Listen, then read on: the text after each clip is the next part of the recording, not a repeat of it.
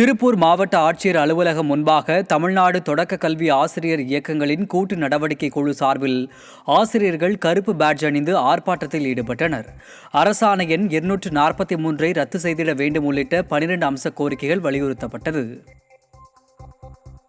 திருவண்ணாமலை மாவட்டம் செங்கம் அருகே உள்ள அந்தனர் பகுதியில் இருசக்கர வாகனம் மீது கார் மோதி விபத்தில் பேட்டை பகுதியைச் சேர்ந்த பாலசுப்ரமணியம் என்பவர் சம்பவ இடத்திலேயே உடல் நசுங்கி உயிரிழந்தார். ஏற்கனவே இதே பகுதியில் ஏற்பட்ட விபத்துகளில் 14 பேர் உயிரிழந்துள்ள நிலையில் தொடர் விபத்துகள் ஏற்படுவதால் பொதுமக்கள் அச்சத்தில் உள்ளனர். நாமக்கல் மாவட்டம் ராசிபுரம் அருகே கூட்டு குடிநீர் திட்டத்திற்காக வைக்கப்பட்ட பைப்புகளில் திடீரென தீ விபத்து ஏற்பட்டதால் பரபரப்பு ஏற்பட்டது. ராசிபுரம் சுற்றுவட்டார பகுதிகளில் 800 கோடி ரூபாய் மதிப்பீட்டில் குடிநீர் வழங்குவதற்காக பணிகள் நடைபெற்று வரும் நிலையில் அதன் ஒரு பகுதியாக சாலை குருசாமிபாளையம் பகுதியில் வைக்கப்பட்டிருந்த 10 லட்சம் ரூபாய் மதிப்பிலான 200க்கும் மேற்பட்ட பைப்புகளில் திடீரென தீ விபத்து ஏற்பட்டது. இதனால் பைப்புகள் தீயில் கருகி நாசமாகின. மர்ம நபர்கள் யாரேனும் தீ வைத்தனரா அல்லது வேறு ஏதாவது காரணங்களா என போலீசார் விசாரணை மேற்கொண்டு வருகின்றனர்.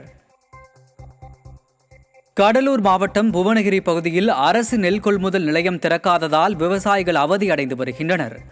அரசு நெல் கொள்முதல் நிலையம் திறக்க அதிகாரிகள் தாமதப்படுத்துவதுடன் தனியார் வியாபாரிகளோடு கைகோர்ப்பதாக விவசாயிகள் குற்றம் சாட்டியுள்ளனர். விடியா அரசு அறுவடை செய்யப்பட்ட நெல்லை விற்பனை செய்ய அரசு நெல் கொள்முதல் நிலையத்தை உடனடியாக திறக்க வேண்டுமென வலியுறுத்தியுள்ளனர். கடலூரில் தனியார் பேருந்து மீது கல்வீசி தாக்குதல் நடத்திய மதுபோதை ஆசாமி போலீசாரிடம் ஒப்படைக்கப்பட்டார். கடலூர் தலைமை தபால் நிலைய நிறுத்தம் அருகே பேருந்தை நிறுத்த சொல்லி மதுபோதை ஆசாமிகள் நடத்துனருடன் தகராறில் ஈடுபட்டனர். அப்போது கீழே இறங்கிய மதுபோதை ஆசாமிகள் கற்களால் பேருந்தை தாக்கியுள்ளனர். அப்போது பேருந்தில் இருந்த குழந்தை உட்பட 2 பேர் காயமடைந்தனர். இதில் ஒருவர் தப்பி ஓடிய நிலையில் மற்றொருவரை பிடித்து மக்கள் புதுநகர் போலீசாரிடம் ஒப்படைத்தனர். அரியலூர் பேருந்து நிலையம் அருகே தமிழ்நாடு தொடக்க கல்வி ஆசிரியர் இயக்கங்களின் கூட்டு நடவடிக்கை குழுவினர் கவன ஈர்ப்பு ஆர்ப்பாட்டத்தில் ஈடுபட்டனர். அப்போது தொடக்க கல்வித்துறை ஆசிரியர்களை பெரிதும் பாதிக்கும் அரசாணை 243 திரும்ப பெற வேண்டுமென வலியுறுத்தினர்.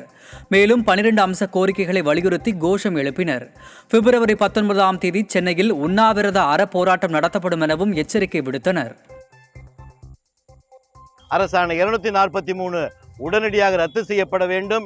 நீங்கள் ஏற்றுக்கொண்ட 12 அம்ச கோரிக்கைகளுக்கு உடனடியாக அரசாணைகள் பிறப்பிக்க வேண்டும். அப்படி பிறப்பிக்க தவறினால், இந்த அரசாணையை ரத்து செய்ய தவறினால் வருகின்ற பிப்ரவரி 19ஆம் தேதி சென்னையிலே டிடோ ஜாக் பேரமைப்பின் சார்பாக மாபெரும் உண்ணாவிரத போராட்டமும் அதன் பிறகு தொடர் வேலைநிறுத்த போராட்டமும் நடைபெறும் என்பதை இந்த நேரத்திலே தெரிவித்துக் கொள்கிறோம். திருப்பூர் மாவட்டம் உடுமலைப்பேட்டை அருகே கிணற்றில் கார் கவிழ்ந்து விபத்துக்குள்ளானதில் ஒருவர் உயிரிழந்தார். பூலவாடி சாலையில் ஆத்து கிணத்துப்பட்டியைச் சேர்ந்த பாலசுப்ரமணியம் என்பவர் காரில் சென்று கொண்டிருந்தார். அப்போது கட்டுப்பாட்டை இழந்த கார் சாலையோரம் இருந்த தோட்டத்திற்குள் புகுந்து கிணற்றுக்குள் விழுந்தது. இந்த விபத்தில் அவர் பரிதாபமாக உயிரிழந்தார். இதனை அறிந்து அங்கு விரைந்த தீயணைப்பு வீரர்கள் உடலை கைப்பற்றி பிரேத பரிசோதனைக்காக அனுப்பி வைத்தனர். திருப்பூர் பழைய பேருந்து நிலையத்தில் அரசு பேருந்து மோதி முதியவர் பலத்த காயமடைந்தார். அரியலூர் பகுதியைச் சேர்ந்தவர் சேகர். இவர் திருப்பூர் மங்கலம் பகுதியில் தங்கி கட்டட வேலை செய்து வருகிறார். இந்த நிலையில் பழைய பேருந்து நிலையம் அருகே சென்று கொண்டிருந்த சேகர் மீது அரசு பேருந்து மோதியது. அப்போது கீழே விழுந்த அவரின் கையின் மீது அரசு பேருந்தின் சக்கரம் ஏறியது. இதில் பலத்த காயமடைந்த சேகர் சிகிச்சைக்காக மருத்துவமனையில் அனுமதிக்கப்பட்டுள்ளார். கோவை மாவட்டம் மேட்டுப்பாளையம் அருகே தொடர் ஊழலில் ஈடுபட்ட காங்கிரஸ் ஊராட்சி மன்ற தலைவரின் காசோலை அதிகாரம் ரத்து செய்யப்பட்டுள்ளது. மருதூர் ஊராட்சியின் தலைவராக காங்கிரஸ் கட்சியைச் சேர்ந்த பூர்ணிமா தங்கராஜ் பதவி வகித்து வருகிறார். இவர் 100 நாள் வேலை திட்டம் உள்ளிட்ட பல்வேறு திட்டங்களில் ஊழல் செய்ததாக குற்றச்சாட்டு எழுந்தது. இந்த நிலையில் அவரின் காசோலை அதிகாரத்தை ரத்து செய்து மாவட்ட நிர்வாகம் உத்தரவிட்டுள்ளது.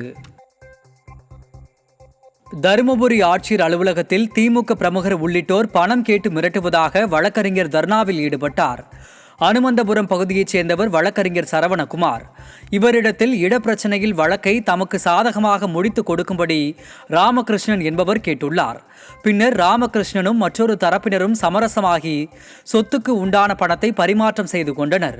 இதனை கண்ட திமுக மேற்கு மாவட்ட செயலாளர் பழனியப்பன் மற்றும் சத்தியமூர்த்தி ஆகியோரும் தமக்கும் பணம் வாங்கி தருமாறு வழக்கறிஞரை மிரட்டி உள்ளனர். இதுகுறித்து புகார் அளித்தும் நடவடிக்கை எடுக்கவில்லை என வழக்கறிஞர் குற்றம் சாட்டியுள்ளார். கால் நிலத்தில் யாருக்கு ஃபோன் பண்ணலாம் எடுக்குது, எல்லாமே குற்றவாளிகள் உடனே இருக்காங்க. பள்ளிய பண்ணிக்கிட்ட வாங்கி தின்றாங்க. அப்படி இருக்கப்ப நாங்கள் எப்படி நியாயத்தை எதிர்பார்க்கணும்? காவல் கண்காணிப்பாளர் முன்னாடி அவர்கிட்ட தான் நாங்கள் பாதுகாப்பு கேட்க முடியும். இது என்னுடைய உயிருக்கு மீண்டும் ஏதாவது அச்சுறுத்தல் இருந்தால் பள்ளிய பொன் காவல் ஆய்வாளர் 10,000 பாலகிருஷ்ணன், டிஎஸ்பி சிந்து, காவல் கண்காணிப்பாளர் ஸ்டீபன் ஜேசுபாத் இவர்கள் தான் காரணம் சார். சிவகங்கை மாவட்டம் கீழப்பூங்குடி அருகே இளைஞர் இறப்பில் சந்தேகம் இருப்பதாக கூறி உடலை வாங்க மறுத்து உறவினர்கள் சாலை மறியலில் ஈடுபட்டனர்.